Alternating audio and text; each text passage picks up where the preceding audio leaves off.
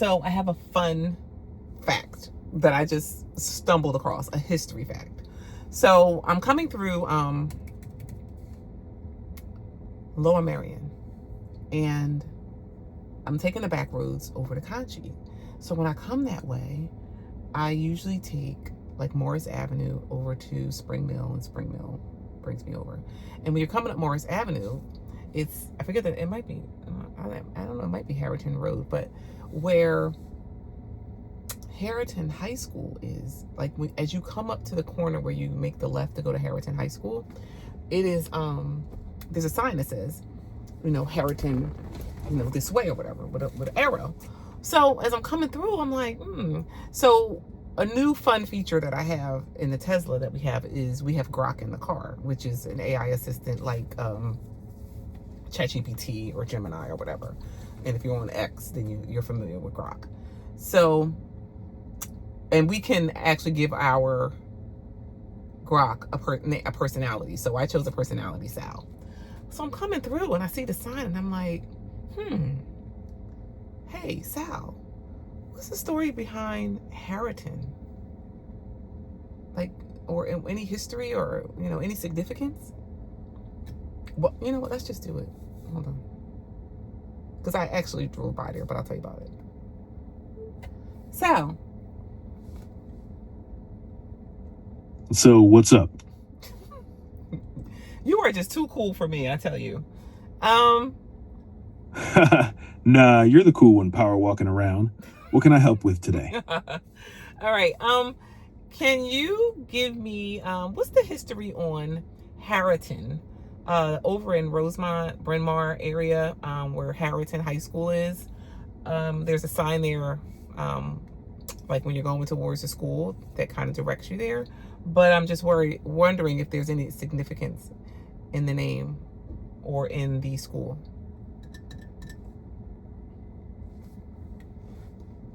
Harriton comes from Harriton House, a historic 1704 stone home in Bryn Mawr near Rosemont, originally built by Welsh Quaker Roland Ellis as Bryn Mawr Farm.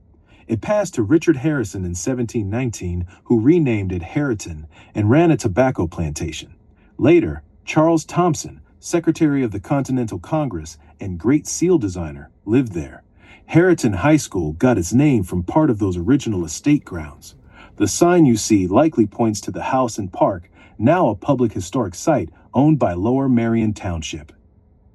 So Lower Merion owns it. So, and it was a tobacco plantation with slaves? Yes, Lower Merion Township owns Harriton House and its park now. Under Richard Harrison from 1719, it was the northernmost tobacco plantation in the colonies, worked by enslaved people, including house and field slaves buried in separate cemeteries nearby. Oh, they're buried on the ground? On the grounds? Yes, some house slaves are buried in unmarked graves in the Harriton Family Cemetery on the original estate grounds near the house in Bryn Mawr. Field slaves had a separate unmarked cemetery along Gulf Road, now likely lost to development. So meaning lost to development as in they built over top of them? Or dug them up? Yes, no evidence they dug them up.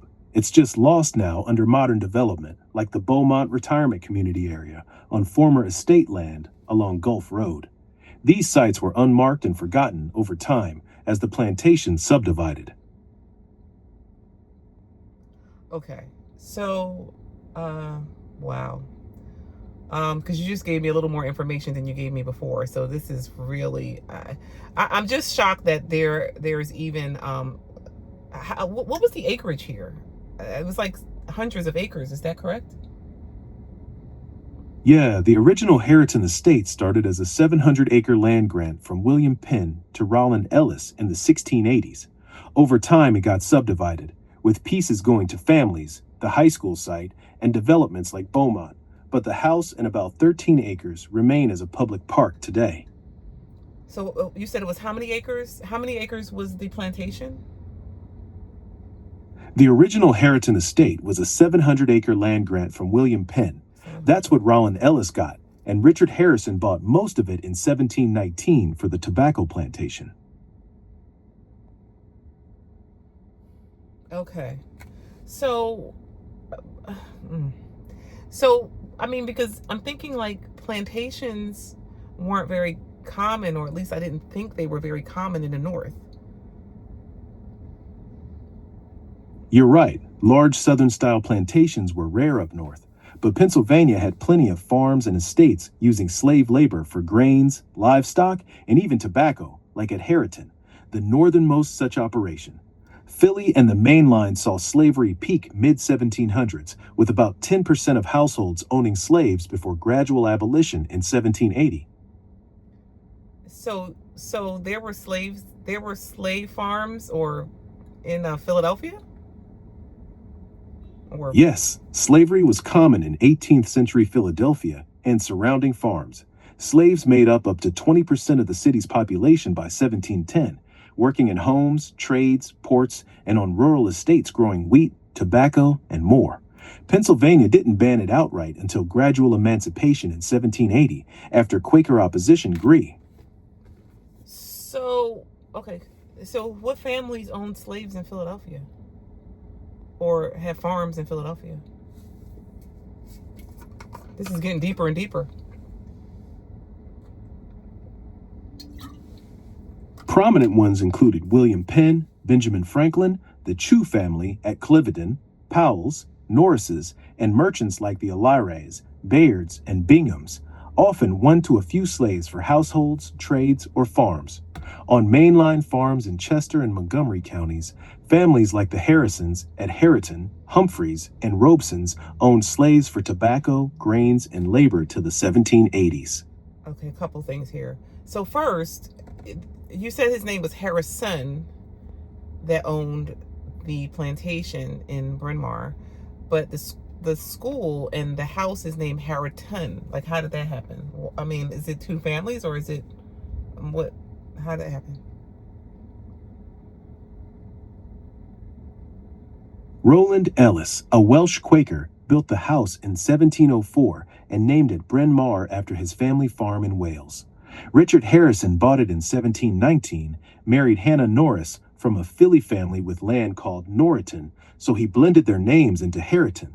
One family handed it down through generations. Oh Lord! Every time I ask you a question, you give me more stuff. Okay, Norriton, is that as in East Norriton, West Norriton, like near Norristown? Is that the same family?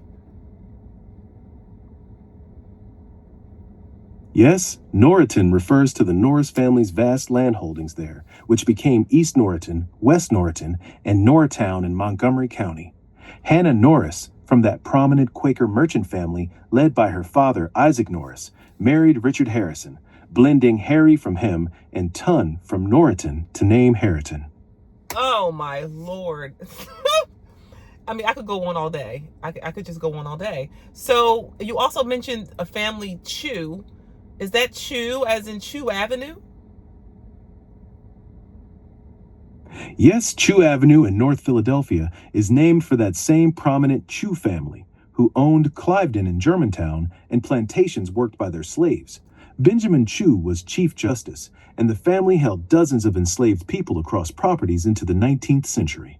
And I think I also heard something about Stenton. The name Stenton were, I don't know if that was the family name, or I don't know where that name came from, but were they also a slave farm or something?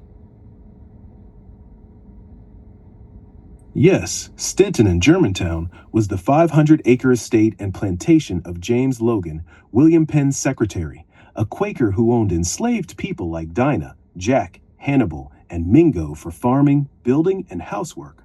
Named after his Scottish birthplace, it was worked by slaves and indentured servants till the late 18th century. Oh my gracious. I could go in 10 different directions with this. Okay, I'm going to stick with Harriton right now. That was the information that I wanted. So now it is is it historic grounds, or it's just like it's preserved and you can go there to view it or whatever? Jesus, I can't even get my thoughts together. It's preserved as Harriton House Historic Site and Park in Bryn Mawr, Okay. with guided tours of the 18th century house Wednesday through Saturday, plus farm animals, gardens, and events. Check their site for hours and tickets. The grounds are open daily for walking and exploring 300 years of history. Alrighty, thank you. You've given me a lot to chew on here. I'll talk to you later. Is that wild? I can't, my brain is, and the first time I asked him this, I mean, he's giving me more. Like each time I talk to him, he gives me something different that I didn't hear or know before. But is that wild? Like who knew? And I was trying to keep this under 10 minutes and it went over. But I'm done charging. But I rode by the house. I did a little video. I'm gonna try to attach it. Okay, bye-bye. This is, let me see if I can take the thing out. So this is the house. I don't know if this is the house or if it's up the road. I don't know if I could turn this around. So see here, Harriton House. So it's actually, here it is, built 1704 by Roland Ellis, named by Richard Harrison, next owner, blah, blah, blah, blah, blah. All right, so I'm gonna drive this like this. Hold on, so we can see where this house is. Because no, that house right there is too modern. So it must be down this road. I'm gonna just try to.